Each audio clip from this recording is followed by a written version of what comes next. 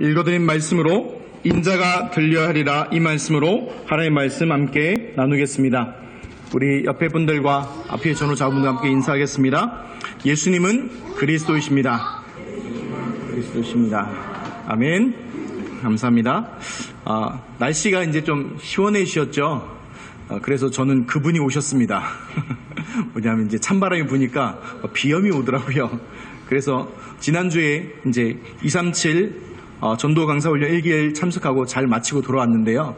거기 가서 이제 오해를 사더라고요. 제가 왜 눈이 빨개가지고 눈물 흘리고 콧물 흘리니까 은혜 받는 줄 아시는데 은혜 받은 게 아니라 이제 비염이 와가지고 그렇게 했었는데 감사한 게 또 우리 교회에 오니까 정상으로 돌아갔습니다. 감사하고 그래서 이제 잠깐 서론에 우리 그때 훈련 받았던 내용들을 잠깐 얘기하고 넘어가려고 합니다. 이유가 뭐냐면 앞으로 계속 기도하고 이런 응답들을 받아 나갈 것입니다. 그래서 어떤 얘기들이 있었냐면 이제 처음 시간에 서론으로 예틀을 깨라는 얘기들을 중점적으로 같이 나눴습니다. 뭐냐면 예틀을 깨야지 운명이 바뀌어지고 예틀을 못 깨면 재앙에 묶이게 된다는 것입니다. 그래서 제가 깊이 기도하는 게 뭐냐면 우리 신봉중앙교회 부흥을 맡고 있는 예틀은 무엇인가, 그리고 깨버릴 나의 예틀에 묶여있는 것은 무엇인가, 그것을 깊이 묵상하고 또 그것에 대해서 또 기도했습니다. 그래서 첫 번째 본 강의로 들어갔을 때 레버리지에 대해서 얘기했습니다. 근데 왜 영어로 하냐? 오해가 살 수 있으니까 그럽니다. 자꾸 단어들을 다른 단체들이 다 가져가서 레버리지라는 것은 발음도 잘 안 되는데 지렛대라는 겁니다. 무슨 얘기냐면 전도자 바울 또 중직자 로마 16세 사람들이 렘넌트 디모데 같이 그리스도를 가지고 모든 사람을 살리는 전도 제자의 그 지렛대를 얘기한 겁니다. 그리고 둘째는 뭐였냐면 베슬 얘기했습니다. 베슬은 뭐냐면요, 액체를 담는 그릇을 베슬이라고 얘기합니다. 즉 전도 제자가 현장에서 전도 응답과 제자 응답을 받게 하는 말씀 운동을 의미하는 것입니다. 그리고 셋째는 트랜스미션인데 변화라는 뜻입니다. 근데 세상을 변화시키는 방법이 다른 게 아니라 치유라는 겁니다. 그래서 이는 영적인 치유, 뇌 치유, 몸 치유, 삶 치유, 그다음에 참된 치유를 같이 나눴습니다. 넷째는 노바디인데요. 유행가 가사가 아니라 이는 아무도 할 수 없는 답을 이라는 뜻입니다. 아무도 갈 수 없고 아무도 할 수 없고 아무도 알 수도 없고 답 줄 수도 없는데 거기다 예수 그리스도의 정확한 복음으로 답을 주는 것을 얘기한 거고요. 다섯째는 플랫폼입니다. 플랫폼 요즘에 많이 듣죠.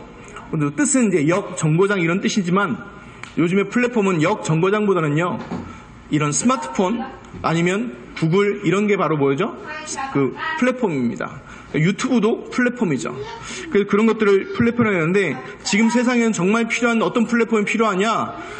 안식처를 주는 플랫폼이 필요하다는 겁니다. 그래서 교회가 불신자들을 치유하고 렘넌트를 서밋으로 만드는 플랫폼이 되도록 하고 기도하자는 겁니다. 여섯째로는 아웃소싱인데, 아웃소싱은 바로 외부 조달, 위탁이라는 뜻인데 전체를 살리게 하는 시너지 원네스를 의미합니다. 그래서 우리 교회가 또 RUTC가 23센터가 그 응답 현장이 될 것입니다. 이렇게 말하고 나니까 분위기가 싸합니다. 왜냐하면 무슨 소리요 하는 분위기신데요. 괜찮습니다.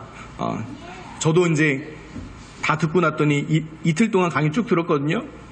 머리가 멍하더라고요. 우리가 이 현장에 어떻게 적응할 것인가. 그래서 제가 계속 기도할 거고요. 알아갈 겁니다. 그래서 답답해하지 마시고 우리 성도님들 딱 한 가지만 붙잡으시면 됩니다. 매우려 할 필요도 없고요. 금요 기도에 마치고요. 한 소리가 저를 붙잡더라고요. 그래서 한 30분 동안 얘기를 했는데 왜 이 얘기를 드냐면 좀 제가 반성하는 시간을 가졌습니다. 왜냐하면 내가 너무 어렵게 말을 했구나 라는 생각이 들더라고요. 왜냐하면 복음은요 정말 쉽고 간단합니다. 한마디면 끝나요. 예수는 그리스도, 모든 것 끝. 근데 이렇게 말하고 나면 다들 질문하잖아요. 그래서 어떻게 해요?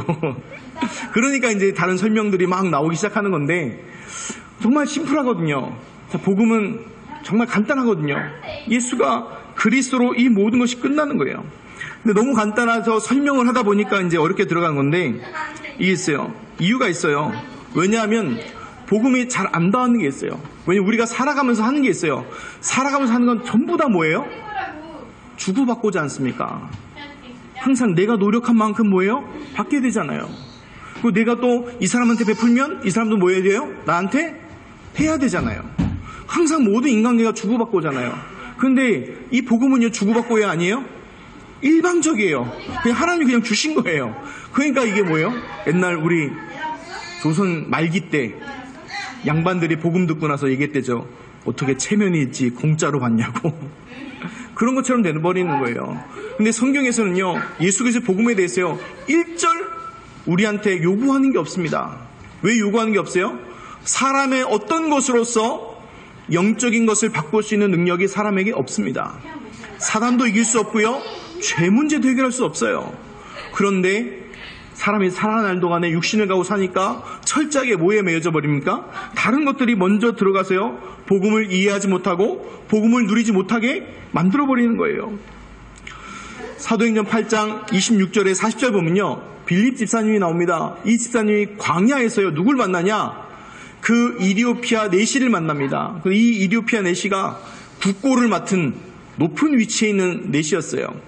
그런데 이 내시와 만남을 통해서요, 이사야 53장 읽고 있는 말씀 보면서 빌립이요, 예수 그리스도에 대해서 말해주고 가르칩니다. 그러니까 어떤 일이 벌어지냐? 그 이디오피아 내시가 얘기합니다. 내가 이 자리에서 세례받겠다 얘기합니다. 그 자리에 세례받고 떠나갑니다. 그 단 한 번의 만남이요, 영원한 만남이 됩니다. 다른 말로 뭡니까? 예수 그리스도를 통해서 모든 답을 내니까요, 어떤 일이 벌어집니까? 그날 이후로요, 이디오피아가요, 어떤 게 되어버려요? 지금도 기독교 국가가 되어버렸어요.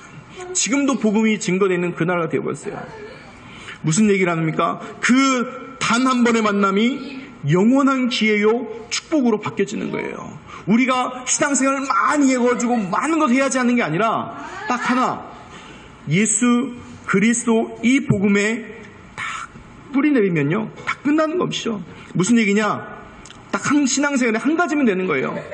예수가 그리스도, 나 예수님이 나의 과거 현재 미래의 모든 문제를 해결하신 그 그리스도요, 하나님 떠난 문제와 죄와 저주 재앙의 문제와 사단 마귀 귀신의 문제를 해결하신 선지자 제상 왕이신 것을 믿기만 하면 구원받고 하나님의 자녀가 됩니다.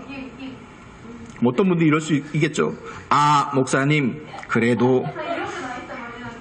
근데요, 윷놀이 할 때 백돈은 있어도요, 그래도는 없습니다. 무슨 얘기 들으고 싶으냐? 복음에는요, 그래도가 없습니다. 그러나는 많이 나옵니다. 우리가 부족하고 연약할지라도 그러나 너희는 택하신 족속이요, 거룩한 나라요, 그의 소유가 된 백성이라고 말하고 있는 것입니다. 유대인들이요, 요한복음을 계속 보면서 유대인들이요, 정말 고구마 한 5개 먹고 물 안 먹은 답답함이 밀려옵니다. 왜 그럽니까? 왜 유대인들이 예수 그리스도를 믿지 못했을까요? 심지어 나사로를 살리고 그 현장도 같이 보았던 사람들이 있는데 왜 그 얘기를 듣고서도 못 믿을까요?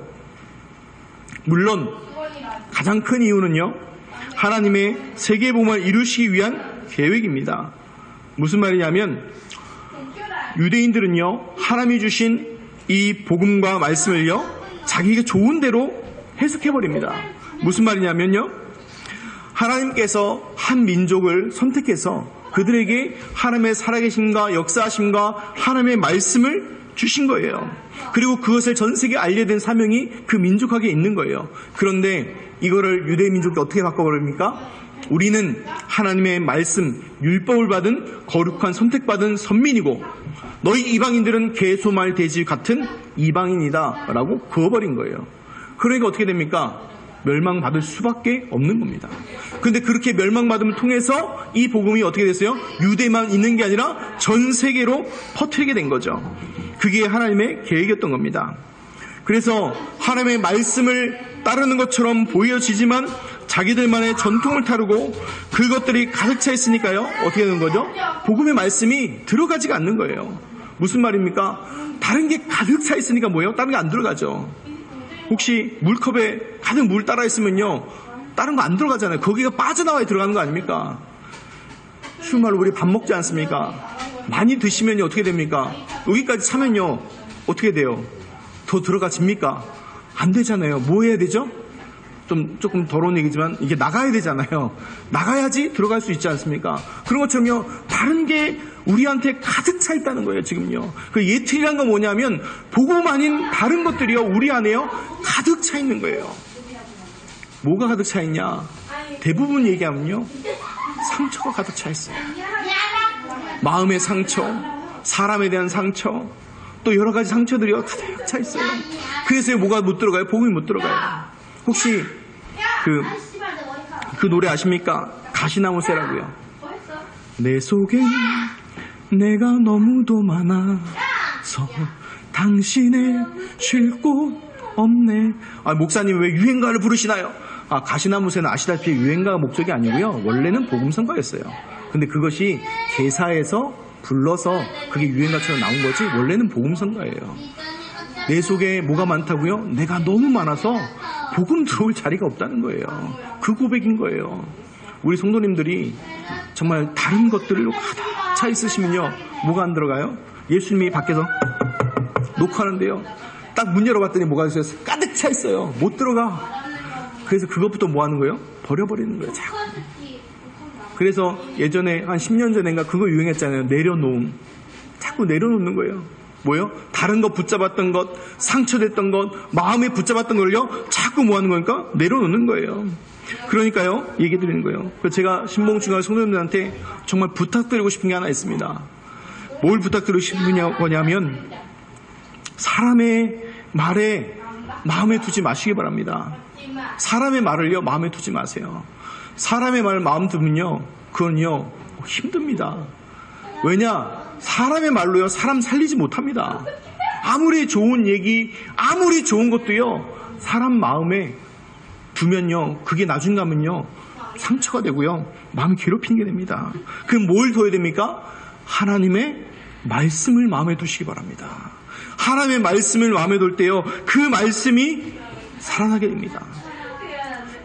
예전에 TV를 보다 보니까 장경동 목사님이 나와서 자기 전도사 때 얘기를 하시더라고요. 자기 전도사 때 사례비가 옛날이가 얼마 안 되지 않습니까? 그런데 조그만 단칸방에 사는데요 사모님과 같이 사는데 이제 돈이 없으니까 이제 해먹을 게 별로 없잖아요. 그러니까 주인집에서 이제 김치를 담그더랍니다. 그래서 이제 시드는 거 떼버리잖아요. 그거를 이제 사모님이 겉절에다 해먹으려고 이렇게 모은 거예요. 그랬더니 그 모습을 보고 그 집주인이 세댁 왜 그거 모아? 돼지 주려고? 이렇게 얘기한 거예요. 근데 그게 그분 누나한테 상처가 된 거예요. 왜요? 이거 돼지 먹는 거 그걸로 여기니까. 근데 그 장경동 목사님 그 얘기 그때 고백했대요. 깨달았대요. 내가 사람의 말에 상처받을 것 없다. 그리고 저 사람이 나한테 상처를 주려고 한 얘기가 아닌데 굳이 내가 그거에 상처받을 이유가 없다. 이런 얘기들을 하시더라고요. 그래서 우리 성도님들도 사람 말은 마음에 두지 마시기 바랍니다. 귀가 두 개죠. 사람 말은 한 귀로 잘 들으시고 뭐예요? 한 귀로 잘 내보내시면 됩니다. 하나님의 말씀 뭘로 들어야 돼요? 두 귀로 듣고 마음에 새겨야 됩니다. 그 응답이 있으시기 바랍니다. 혹시요 이런 우스갯소리 들어본 적 있는데요. 옆집에요 개가요 막 짖더래요. 그게 너무 시끄러워가지고요 그 사람이 같이 짖었대요. 막 짖었다는 거예요. 그때 나중에요 찾아오더라고요. 좀 개 좀 조용히 시키라고. 옆집 개가 짖는다고 같이 짖을 수는 없지 않습니까? 그렇다고 사람을 개로 보는 게 아니라 뭐예요? 사람의 말은요 이루어지지 않아요. 그래서 그 마음에 두지 마시고 흘려보내시기 바랍니다. 그 대신에 하나님의 말씀을 뭐 해둬야 돼요? 마음에 두시기 바랍니다.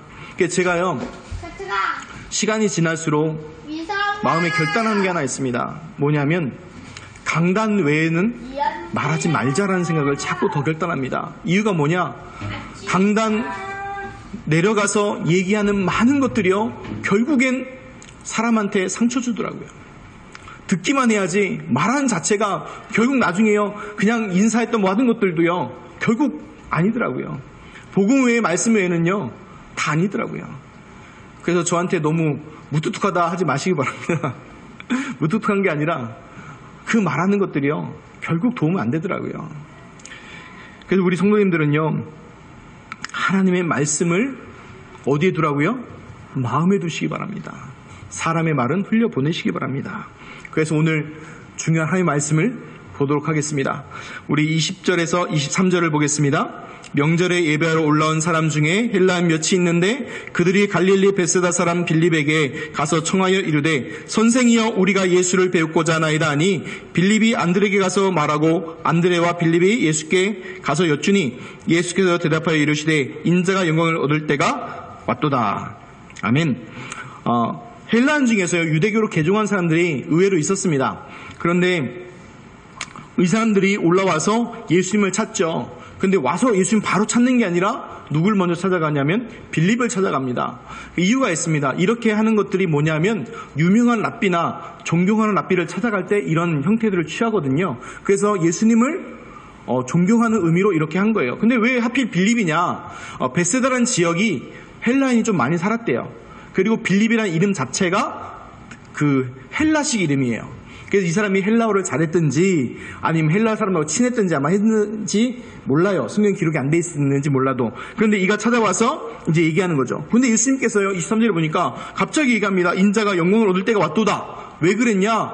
구약의 중요한 예언이 성취되는 거예요. 뭐냐면 원방 근방에서 몰려올 것이다 라고 하는 그 말씀이 성취되는 현장이에요. 이방인들이 복음 듣고 돌아오는 그 응답들을 얘기하는 걸 보고 구약의 예언의 말이 성취되는 그때가 왔다는 것을 말씀하는 것입니다.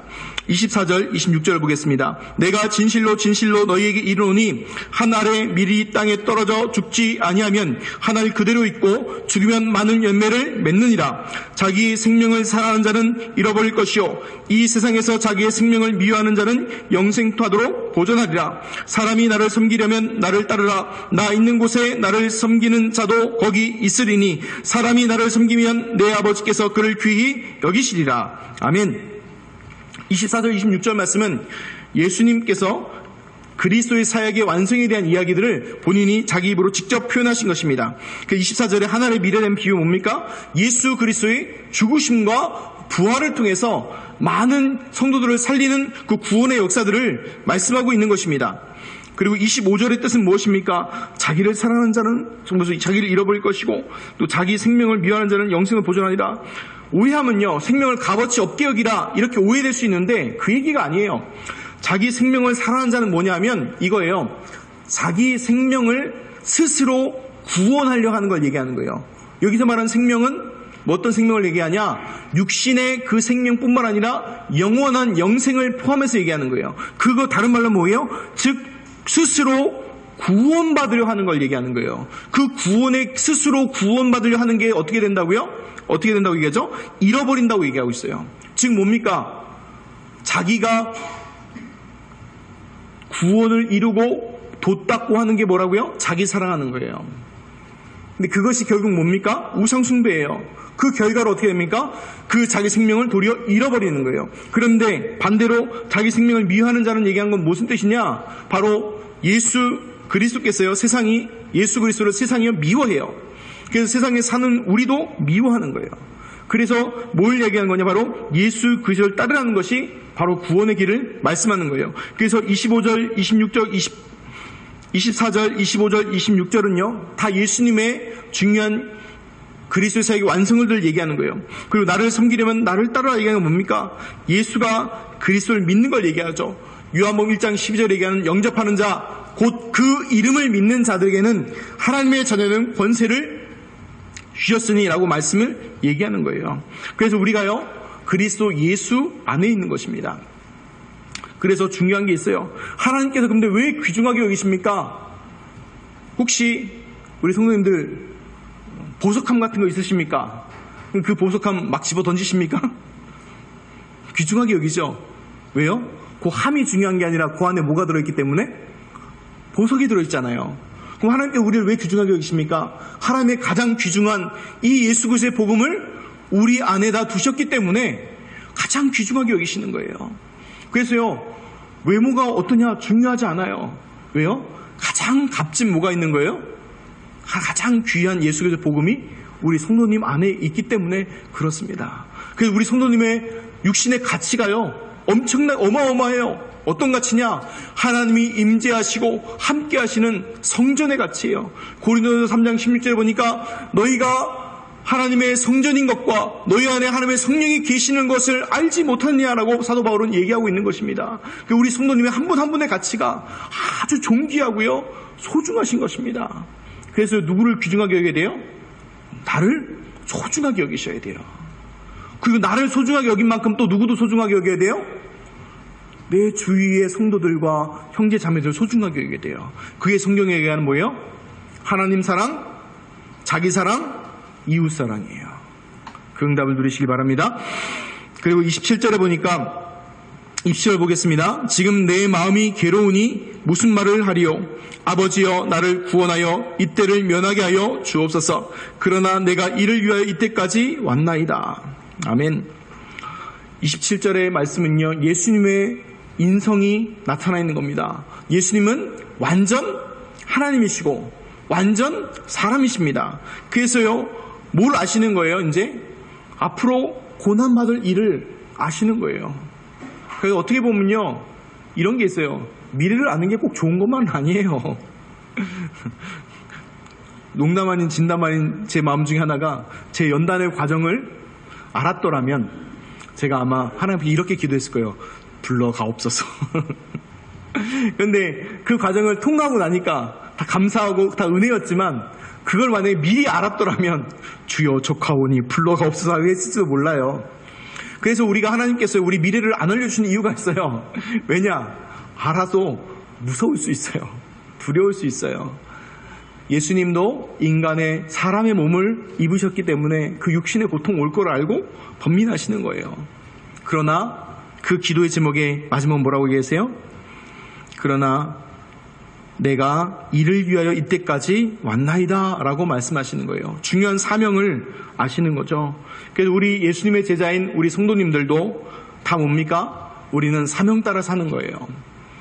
이 땅에 떠날 날이 언제입니까? 하나님이 우리에게 주신 그 사명을 이루는 날이 떠나는 날이에요.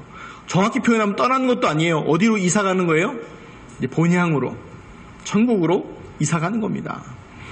28절 30절을 보겠습니다.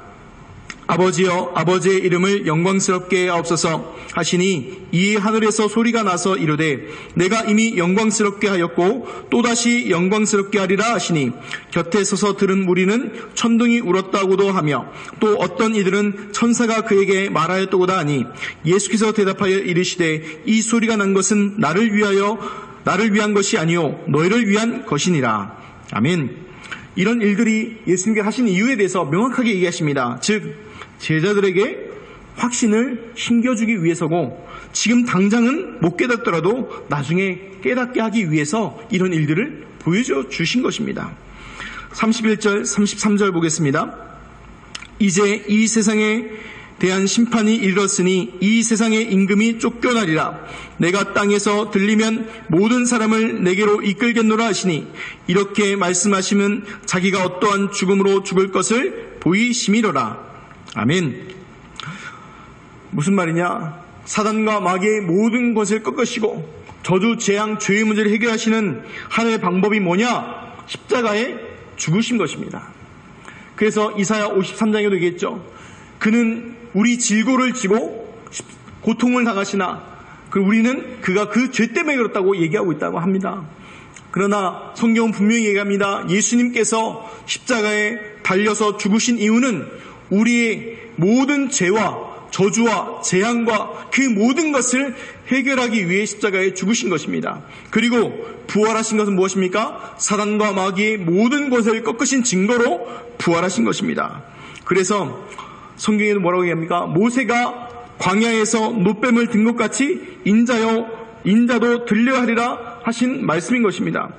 그리고 또 오늘 말씀이 시작했을 때 얘기한처럼 헬라인들이 찾아온 것이 결국 또 뭐가 됐죠? 신호가 되어진 것이죠. 그리고 33절의 말씀은 그때는 몰랐지만 나중에 이제 제자들이 성령의 충만을 받고 나서 깨달아 알게 된 것을 얘기하는 것입니다. 근데 이 이야기를 듣고 나서 34절에 유대인들의 질문입니다. 이에 무리가 대답하되 우리는 율법에서 그리스도가 영원히 계신다함을 들었거늘 너는 어찌하여 인자가 들려야 하리라 하느냐. 이 인자는 누구냐? 유대인들의 질문이죠. 그래도 이 유대인들은요, 율법을요 제대로 이해했어요. 무슨 얘기냐? 율법에 주신 목적이 있습니다. 우리 성도님들 가장 기억하시기 바랍니다. 율법을 하나님이 우리에게 사람에게 지키라고 주신 게 아닙니다. 어떤 육체도 율법을 지켜서 구원받을 수 있는 육체가 아무것도 없습니다.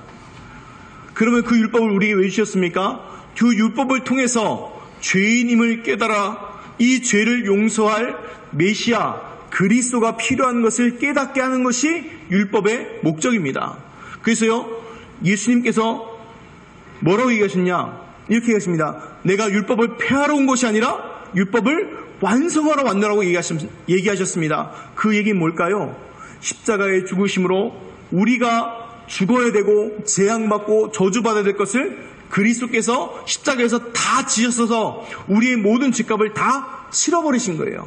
그 죄값을 다 치렀기 때문에 우리는 뭐예요? 이제 율법 아래 있지 아니하고 은혜 아래 있게 되는 것입니다. 그것을 얘기하는 것입니다. 그리고 예수님의 별명이 있죠. 이사야 7장 14절에 보라 처녀가 아들을 낳으니 그의 이름을 임마누엘이라. 번역한 즉 무슨 뜻입니까? 하나님이 우리와 함께 계시다. 이거를 유대인들이 얘기한 거예요. 그 그리스도가 함께 하신다는데 너는 왜 자꾸 인자가 들려야 하고 그 인자가 누구냐 얘기하는 거예요. 그 표현은 뭐냐면 정말 그리스도가 맞냐? 이거 다시 질문한 거예요. 그때의 예수님의 대답이 35절 36절입니다. 예수께서 이르시되 아직 잠시 동안 빛이 너희 중에 있으니 빛이 있을 동안에 다녀 어둠에 붙잡히지 않게 하라. 어둠에 다니는 자는 그 가는 곳을 알지 못하느니라. 너희에게 아직 빛이 있을 동안에 빛을 믿으라. 그리하면 빛의 아들이 되리라. 아멘. 예수님이 시원하게 얘기 안 하시는 것처럼 보이죠. 근데 요한복음 1장 1절부터 14절 보면요, 이 빛이 누구예요? 하나님이시죠. 그리고 이 빛이신데 요한복음 1장 1절에 보니까 태초에 말씀이 계시니라. 하나님이 이 말씀으로 모든 걸 창조하시고 그 말씀이 빛으로 이 땅에 오시고 독생자의 몸을 입으셨는데 그분이 바로 누구예요? 예수 그리스도시라. 그래서 이 빛은 누구예요? 바로 예수 그리스도신 거예요. 그래서 35절 36절에 빛이라는 단어가 5번이나 반복돼 나오죠. 그래서 예수님이 둘러서 내가 바로 인자고 그리스도라는 것을 말씀하신 것입니다. 근데 이거를 왜 이렇게 얘기하셨어요? 다음 주에 얘기할 대로 예수 그리스도 영적으로 아는 사람만 듣게 하는 거예요. 그래서 예수 그리스도의 복음은요, 특징이 있습니다. 아무나 들을 수는 있어요. 들으면 되니까요. 그런데 깨달아 알 수는 없어요. 누구만요? 하나님이 택한 백성만 알 수 있다니까요. 오늘 좀 설교가 본문도 길고 그래서 제가 조금 달렸습니다만 다 알아들으시는 거겠죠. 이제 요약하겠습니다. 말씀을. 인자가 들려하리라. 이 말은 뭐냐? 바로 하나님의 구원의 방법입니다. 하나님의 구원의 방법은 뭡니까? 예수님께서 그리스도 사역을 하심으로써 사람을 구원하신 것이죠. 하나님 떠난 사람에게 하나님 만나는 선지자 되시고 죄와 저주 재앙 가운데 있는 사람에게 그 모든 것을 용서하시고 사하시는 제사장 되시고 사단과 마귀의 모든 것을 꺾으신 참된 왕이십니다. 그 사역의 완성이 십자가의 죽으심과 부활인 것입니다. 이것이 바로 하나님의 방법입니다. 그래서 우리에게 중요한 게 있습니다. 이 복음이 우리에게 선포되어졌고 주어졌습니다. 그러면 우리가 이 복음을 어떻게 적용하고 붙잡을 것인가? 이거를 잘 봐야 됩니다. 문제 사건이요, 불신자에게도 옵니다. 또 구원받은 하나님의 자녀에게도 옵니다. 또 교회 안팎으로도 옵니다. 그때 우리가요, 중요한 결단을 해야 됩니다. 뭔 결단이냐? 하나님이 그 오는 신호가 있어요. 그 신호가 뭐냐? 바로 예틀을 깨라는 겁니다. 거기에 더 이상 매여있지 말라는 겁니다. 쉬운 말로 성경에 보면요, 아브라함한테 옛들을 깨라고 합니다. 어떤 옛들을 깨라는 거예요? 우상 숭배하는 지역에 더 이상 머물러 있지 말고 내가 내게 지시할 땅, 메시아가 오실 땅으로 인도하여 가라는 거예요. 그게 창세기 12장 1절에 3절입니다. 이삭에게요 또 옛들을 깨라는 겁니다. 이삭의 옛들은 뭡니까? 자기 사랑하는 아들 에서 그 틀을 깨고 하나님의 틀 뭐였어요? 야곱을 선택하신 거예요. 야곱은 어떻게 또 했어요? 어떻게든 사기치려는 그 인생이었는데 그게요 하나님 앞에서 깨어졌어요. 그래서 뭘로 바뀌어져요? 이스라엘이라는 이름의 축복의 이름으로 바뀌어지는 거예요. 또 이스라엘 민족이 애굽에 내려갔다가 옛 틀이 완전 묶여졌어요. 그거 어떻게 돼버렸습니까? 완전 노예됐잖아요. 거기서 옛 틀을 깼어요. 어떤 틀을 깹니까?